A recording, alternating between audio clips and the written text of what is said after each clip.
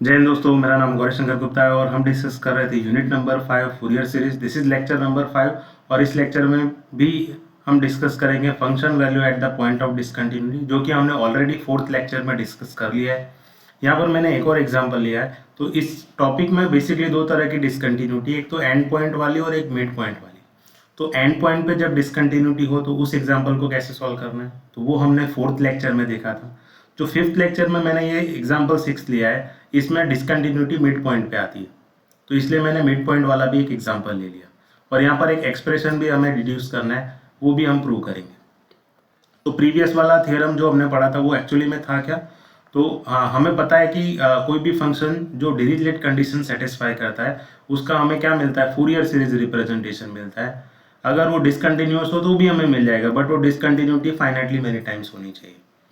और आपका मान लो कोई फंक्शन इस तरह का है, ओपन इंटरवल ए बी में ये कोई फंक्शन दिया हुआ है f1x at the interval a less than x less than x not, और f2x क्या है, x not less than x less than b में।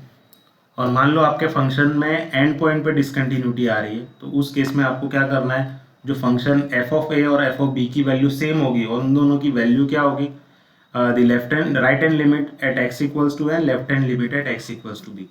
देखो जब भी हम ऐसा बोल रहे हैं, देखो आपका इंटरवल क्या है, ओपन इंटरवल है, तो आप a पर लेफ्ट हैंड लिमिट नहीं ले सकते, इस तरफ नहीं जा सकते आप।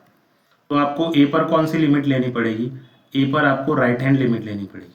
सिमिलरली b क्या है, b में भी ओपन इंटरवल है, तो b के आप राइट साइड में नहीं जा सकते, ठीक है, आपको b के लेफ्ट साइड ही रहना पड़ेगा, तो इसकी आप लेफ्ट हैंड लिमिट ही निकाल सकते हो। तो वही चीज़ यहाँ पर लिखी हुई है, ठीक है। So left hand limit at x equals to b and right hand limit at x, दोनों की एवरेज वैल्यू आपके फंक्शन की वैल्यू होगी। a और b पर दोनों पर सेम मिलेगी, तो चाहे आप a पर निकाल लो या b पर निकाल लो। सिमिलरली मिड पॉइंट पर डिसकंटिन्यूटी हो, मान लो x नॉट कोई मिड पॉइंट है, तो ये हमारा ओपन इंटरवल है ए बी, ठीक है, और इसके बीच में कहीं x नॉट आ रहा है मिड पॉइंट पे, और उस पर फंक्शन आपका डिसकंटिन्यूस है, मान लो कुछ इस तरह का फंक्शन है। तो यहाँ पर at a point x not ये क्या डिसकंटिन्यूस आ रहा है, तो उस केस में आपको क्या करना है, जो x नॉट की लेफ्ट हैंड और राइट हैंड लिमिट का एवरेज ले लेना है, ठीक है। Now will quickly discuss one example based on that. तो यहाँ पर आपको फूरियर सीरीज रिप्रेजेंटेशन फाइंड करना है इस फंक्शन का in the interval of -π to π। तो यहाँ पर एक और चीज़ मैं बताना चाहता हूँ, आपने इवन और ऑड फंक्शन के लिए भी फूरियर सीरीज पढ़ा होगा, तो उसमें आप इसमें चेक करते हो आपका फंक्शन इवन है या ऑड है, तो उससे आपका क्या होता है, फूरियर सीरीज थोड़ा रिड्यूस हो जाता है, उसमें ए एन या तो जीरो होता है या बी एन जीरो होता है, इस तरह की चीज़ें होती है। बट वो सारा कॉन्सेप्ट इवन और ऑड फंक्शन के लिए। यहाँ पर आपको जो फंक्शन दिया है, ना ही वो इवन फंक्शन है ना ऑड फंक्शन है, तो वो कॉन्सेप्ट इसके अंदर नहीं लगेगा, ठीक है। तो जब भी आपको इंटरवल -π टू π दिया जाता है, तो आपको क्लासरूम में बोला जाता है कि आप इवन और ऑड कॉन्सेप्ट के लिए जाओ, बट वो आपको तब करना है जब आपका फंक्शन इवन और ऑड हो। यहाँ पर आपका फंक्शन नाइदर इवन है नॉर ऑड है और इंटरवल -π से π है, तो आपको जो यूजुअल प्रोसेस हम फॉलो करते आ रहे हैं आपको वही फॉलो करना है। तो यहाँ पर हम इसका सबसे पहले क्या करते हैं, कंपैरिजन करते हैं। सो -π टू π है, तो उसको हम c टू c+2l के साथ कंपेयर करते हैं, क्योंकि फॉर्मूला हमने इसी इंटरवल के लिए लिखा था। तो यहाँ पर आपकी c की वैल्यू क्या हो जाएगी, -π, और c+2l की वैल्यू क्या हो जाएगी, दैट इज +π। तो c की वैल्यू -π है, तो c की जगह पे -π लिख दो, this equals to π। So what that implies, when you shift this -π to right hand side, तो ये क्या हो जाएगा, 2l इज इक्वल टू 2π। तो यहाँ पर 2 कैंसिल होके आपको l क्या मिलेगा, पाई। तो आपको जो भी फॉर्मूला है उसके अंदर आप l की जगह पर पाई रख दो, तो ये हो जाएगा a0/2 summation n running from 1 to infinity.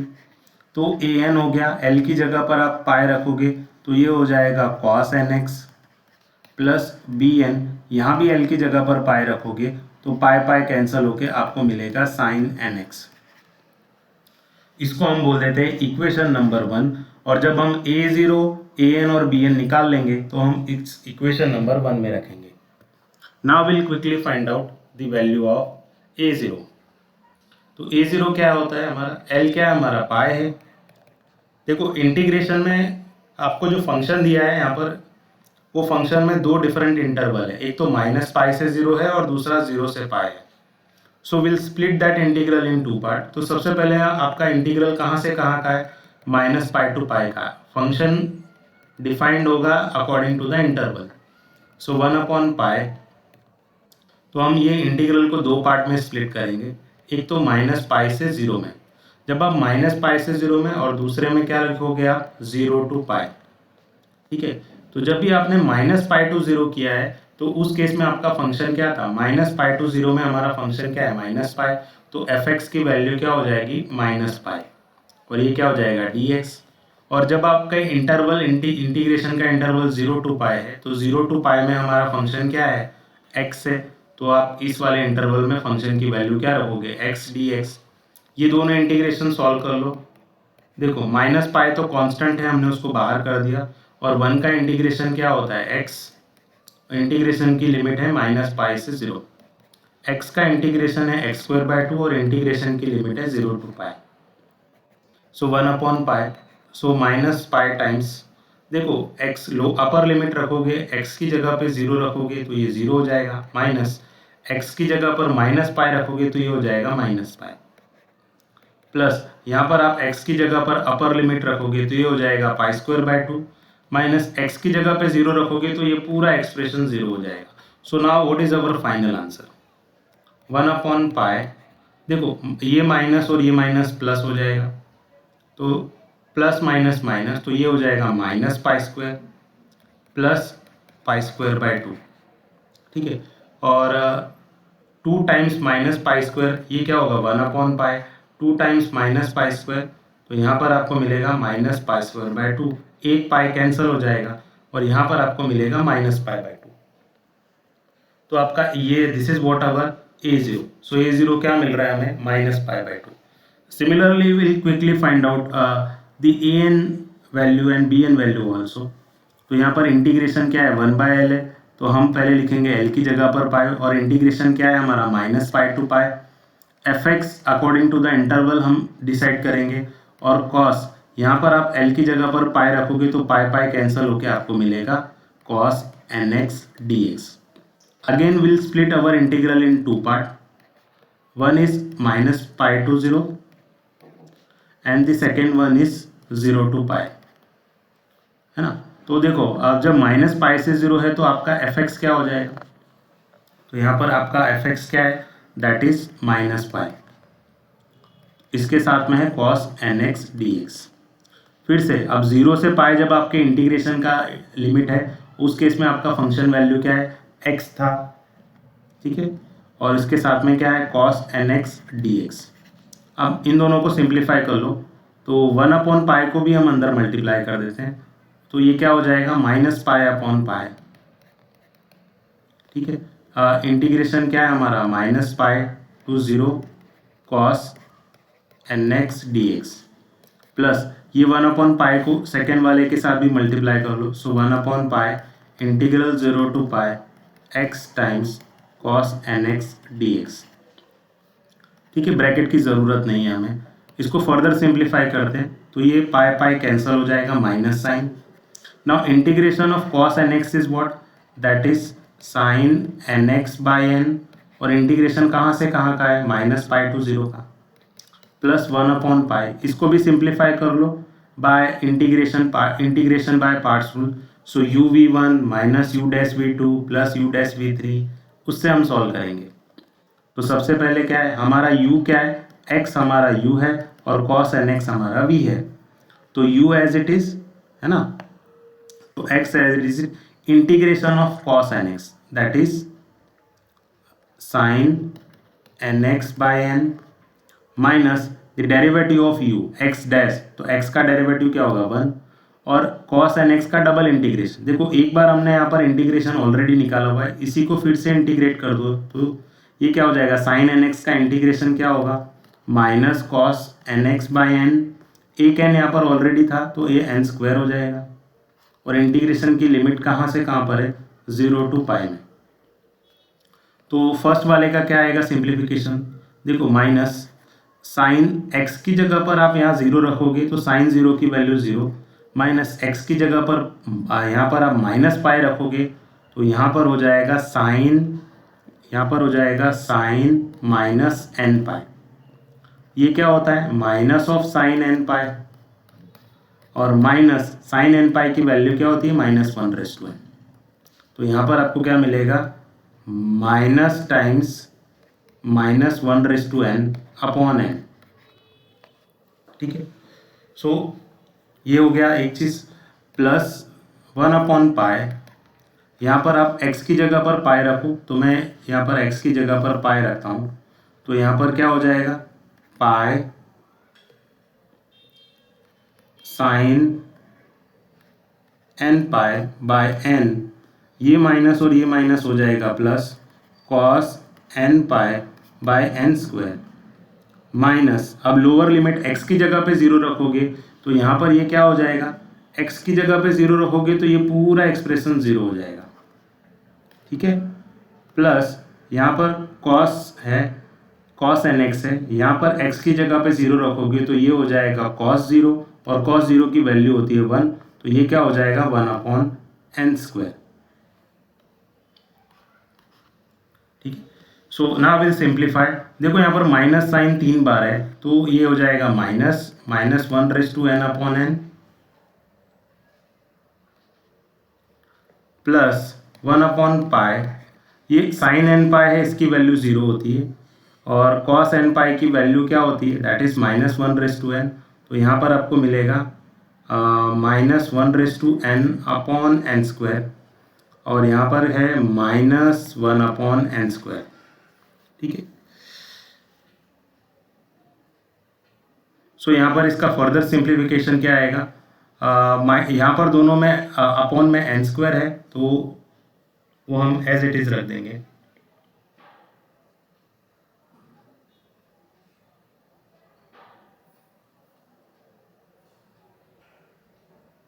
यहाँ पर एक हमने गलती कर दी है, यहाँ पर साइन n पाई है और उसमें x की जगह पर आप -पाई रखोगे तो साइन n पाई की वैल्यू 0 होती है, मैंने -1/n लिख दी, तो ये वैल्यू 0 होगी, तो यहाँ पर ये पूरा एक्सप्रेशन क्या हो जाएगा 0 हो जाएगा, तो आपके पास सिर्फ इतना ही बचेगा, ये मिस्टेक आप करेक्ट कर लेना।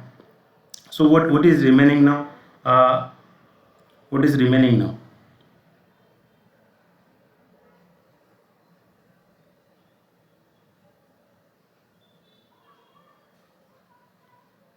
That is when you take n square LCM over here, so यहाँ पर क्या बचेगा -1/n-1/पाई n स्क्वायर, तो ये हमारा क्या हो गया an हो गया। Now will quickly find out the bn value also, तो यहाँ पर भी क्या होगा l की जगह पर हमें पाई रखना है, इंटीग्रेशन -पाई टू पाई का है, fx हमारा हम डिसाइड करेंगे according to the interval, l की जगह पर आप पाई रखोगे तो ये पाई पाई कैंसिल हो जाएगा, और यहाँ पर मिलेगा आपको साइन nx dx 1/पाई, इंटीग्रेशन को स्प्लिट करो, एक रख दो आप -पाई से 0, तो उस केस में आपका फंक्शन क्या है -पाई, और यहाँ पर है साइन nx dx। दूसरा इंटीग्रेशन का इंटरवल है 0 to पाई, और उस पर आपकी फंक्शन की वैल्यू है x, और यहाँ पर आएगा साइन nx dx। तो इसका सिंप्लीफिकेशन क्या आएगा 1/पाई, देखो यहाँ पर -पाई आप बाहर रख दो, तो इंटीग्रेशन सिर्फ साइन nx का होगा, और वो क्या होता है that is cos nx/n, sine का इंटीग्रेशन माइनस कॉस nx/n, और इंटीग्रेशन कहाँ से कहाँ का है दैट इज -पाई to 0। दूसरे वाले को हम सिंप्लीफाई करते हैं, प्लस x, इसको इसमें हम इंटीग्रेशन बाय पार्ट्स का रूल यूज़ करेंगे। कौन सा rule, integral u into v, that is u v1 minus u dash v2 plus u double dash v3 minus so on. तो यहाँ पर हमारा x u है, तो हम रखेंगे u एज इट इज़, मतलब x as it is, sine nx का इंटीग्रेशन होता है माइनस कॉस nx/n, ठीक है, माइनस x का डेरिवेटिव 1, और कॉस nx का फिर से इंटीग्रेशन करेंगे, साइन nx का 2 बार इंटीग्रेशन करना है, v2 का मतलब है एक बार हमने किया हुआ है, उसी को आप दूसरी बार कर लो, सो माइनस कॉस nx का इंटीग्रेशन हो जाएगा साइन nx अपॉन n, और एक n यहाँ पर ऑलरेडी था तो ये n स्क्वायर हो जाएगा, और इसी में आपको इंटीग्रेशन की लिमिट रखनी है 0 to पाई, और इसका सिंप्लीफिकेशन करना है, तो ये क्या हो जाएगा 1/पाई। जब आप x की जगह पे 0 रखोगे यहाँ पर x की जगह पर 0 रखोगे तो क्या होगा यहाँ पर, सो माइनस पाई, ये हो जाएगा cos 0, cos 0 की वैल्यू होती है 1। देखो ये माइनस और ये माइनस दोनों मिला के क्या हो जाएंगे प्लस, cos 0 की वैल्यू होती है 1 तो ये हो जाएगा 1/n। ठीक है, माइनस लोअर लिमिट रखोगे, माइनस माइनस ये प्लस हो गया, लोअर लिमिट माइनस पाई रखोगे तो ये हो जाएगा cos n पाई, cos n पाई की वैल्यू क्या होती है -1/n/n। ठीक है, तो ये हो गया लोअर और अपर लिमिट। नाउ इस सेकेंड हाफ में देखते हैं हम, तो इसमें हमें सबसे पहले क्या करना है, x की जगह पर क्या लिखना है पाई। तो जब आप x की जगह पर पाई रखोगे तो ये क्या हो जाएगा, यहाँ पर माइनस का साइन है तो मैं लिख देता हूँ माइनस, इसको हम ब्रैकेट में लिख देते हैं माइनस पाई, और x की जगह पर यहाँ पाई रखोगे तो cos n पाई की वैल्यू क्या होती है -1/n/n। और ये क्या हो जाएगा माइनस माइनस प्लस, साइन में x की जगह पर पाई रखोगे तो साइन n पाई क्या हो जाएगा 0।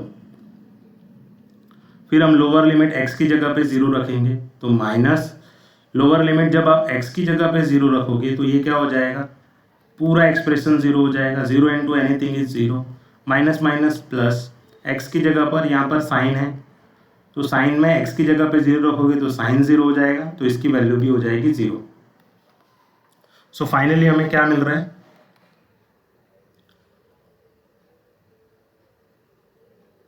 1/पाई, और यहाँ पर क्या मिल रहा है π/n, यहाँ पर मिल रहा है हमें माइनस टाइम -1/n/n, और यहाँ पर एक और पाई कॉमन आ रहा है। ठीक, तो ये हो जाएगा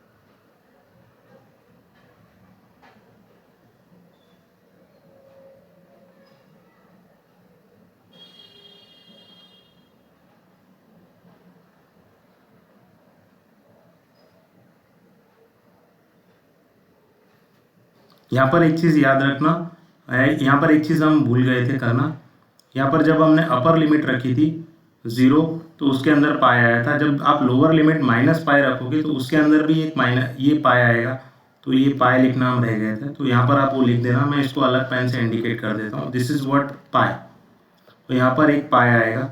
ठीक है, जब आप लोअर लिमिट माइनस पाई रखोगे x की जगह पर तो ये माइनस पाई, तो ये पाई तो यहाँ पर आएगा,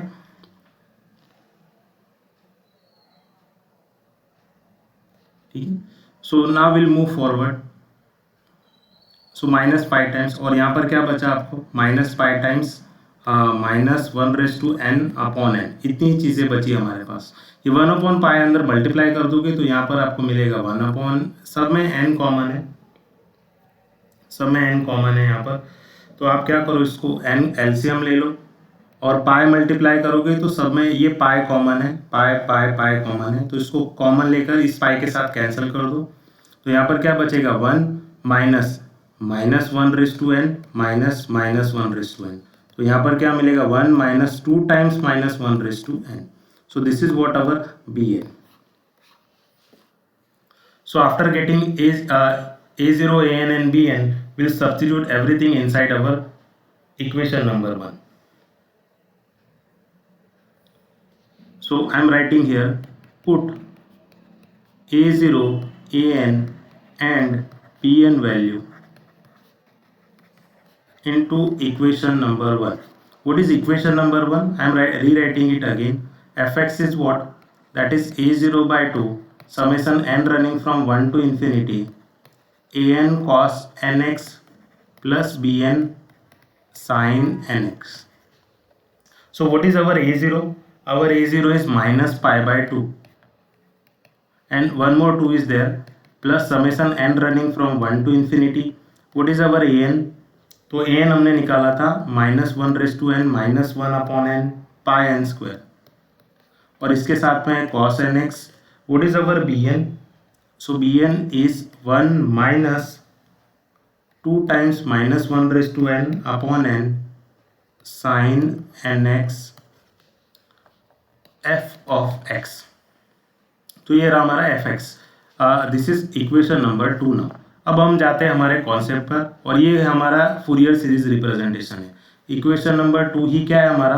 फूरियर सीरीज रिप्रेजेंटेशन है. अब हमारे फंक्शन की डिसकंटिन्यूटी देखते हैं. तो देखो आपको फंक्शन जो स्टार्टिंग में दिखा है उसमें डिसकंटिन्यूस कहाँ पर है?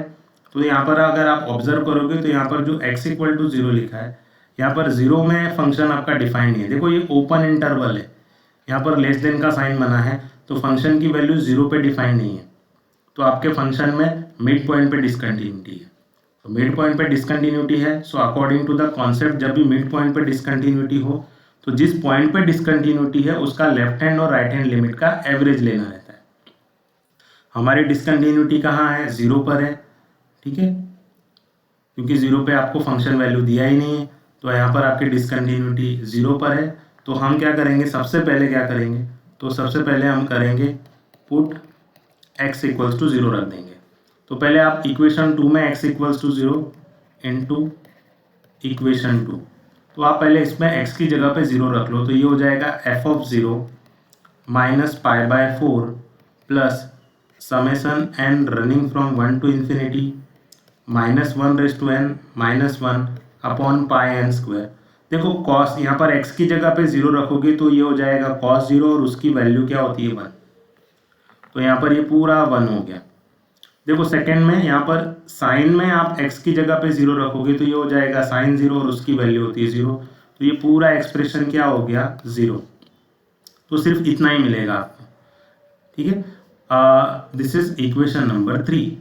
नाउ देखो हमने क्या बोला था? 0 की लेफ्ट हैंड और राइट हैंड लिमिट लेना है. तो फंक्शन की वैल्यू 0 पे क्या होगी? That is the average value of limit x tends to 0 minus f x plus limit x tends to 0 plus f x. तो 0 की लेफ्ट हैंड और राइट हैंड लिमिट का average. So 1/2 limit x tends to 0 minus. देखो 0 के लेफ्ट side में function की value क्या है? Minus pi plus limit x tends to 0 plus 0 के राइट साइड में फंक्शन की वैल्यू क्या है? x है. तो इसकी लिमिट क्या आएगी? 1/2 माइनस पाई कांस्टेंट है. यहाँ पर देखो x की जगह पे 0 रखोगे तो 0, तो यहाँ पर आपको वैल्यू क्या मिलेगी? Minus pi by 2. तो f ऑफ 0 की जगह आपको क्या लिखना है? Minus pi by 2. So suppose this is equation number 4. So put f of 0 value into equation 3. तो f of 0 क्या मिला हमें? Minus pi by 2.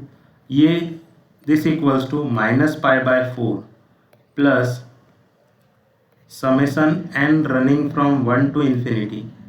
आप इसमें एक काम करो, आप इसको एक्सपांड कर दो. तो इसको एक्सपांड करोगे तो क्या आएगा? ये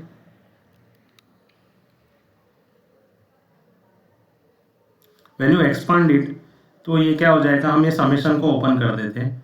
तो जब आप ये समेशन ओपन करोगे तो ये आपको क्या मिलेगा? माइनस 1 रेज़ टू n की जगह पे 1 रखोगे तो ये क्या हो जाएगा? तो मैं इसको एक्सपांड कर देता हूँ. n की जगह पर आप 1 रखोगे और ये पाई कांस्टेंट है, तो मैं यहाँ पे 1/पाई करके इसको रख देता हूँ. तो मैं इसको इरेज ही कर देता हूँ.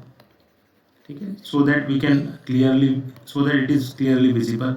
तो आप क्या करो? एक तो पहले पाई को बाहर निकाल लो और n की जगह पर 1 रखोगे तो ये क्या हो जाएगा? -2/1 स्क्वायर प्लस n की जगह पे 2 रखोगे तो -1 का स्क्वायर 1 हो जाएगा और 1 - 1 ये 0 हो जाएगा. तो इवन पॉइंट्स पे ये आपको 0 वैल्यू देगा.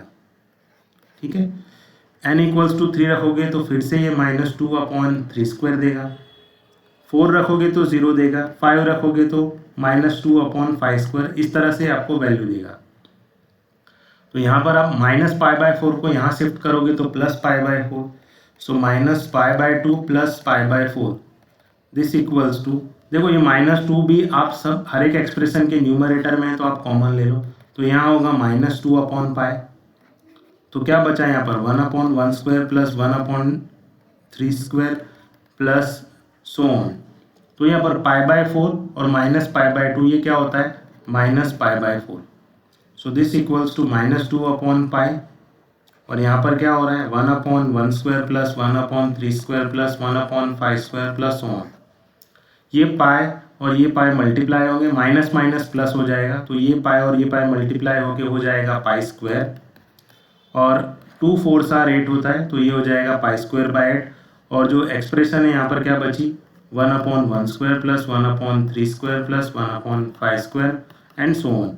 And this is what we have to prove. So I hope आपको ये लेक्चर समझ में आया. In that way we can prove this kind of example by simply using the discontinuity at midpoint and endpoint concept. Thank you everyone.